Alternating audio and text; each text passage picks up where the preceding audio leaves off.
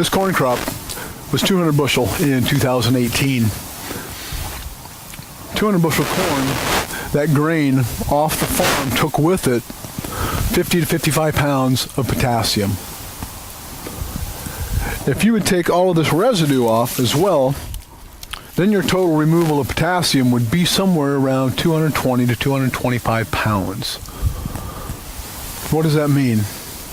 Well, it means a whole lot if I am the upcoming soybean crop going back into that 200 bushel corn. Is there going to be enough potassium for me as a soybean crop? Soybeans need 1.2 pounds of potassium per bushel. So if you think about it, 60 bushel soybeans need 75 pounds of potassium. Is there going to be enough? And think about that. Corn grain took 55 pounds of potassium away, but if you took the stover off, if you took all that residue off with it, now you've taken 200 to 220 pounds of potassium off that farm. But you're sitting there going, I didn't take the residue off my field. And that's the point I want to make. That residue is tying up some of that soluble potassium. Okay? It's not readily available to that soybean crop, and over time we felt that it is important to subsidize that potassium requirement for that soybeans early in the season.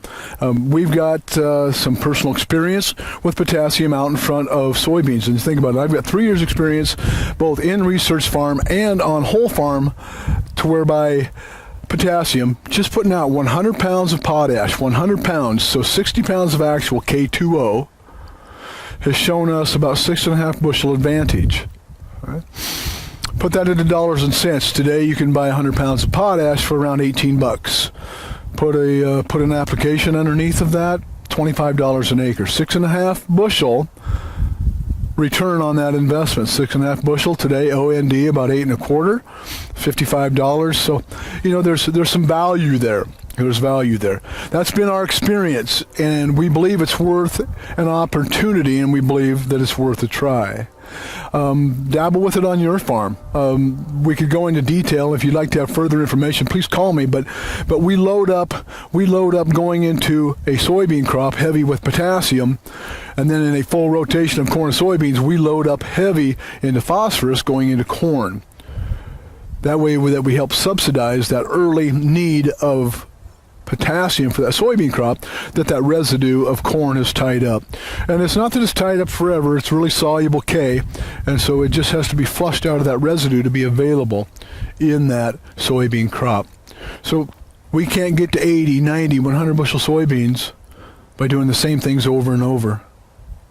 We need to incorporate those management strategies that can help us get to 80, 90, and 100 bushel soybeans. For help on your farm, please give us a call. We are Midwest Seed Genetics.